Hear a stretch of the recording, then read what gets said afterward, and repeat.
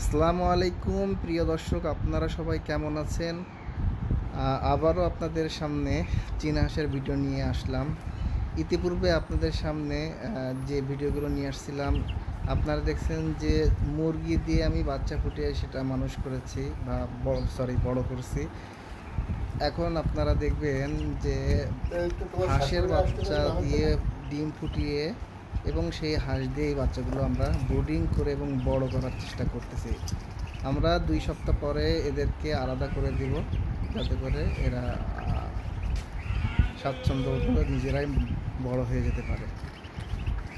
মাস সাথে থেকে যদি বাচ্চাগুলো বড় করা হয় তাহলে এরা দ্রুত বড় হয়ে যায়। আমাদের এই বাচ্চাগুলোর বয়স 5 দিন।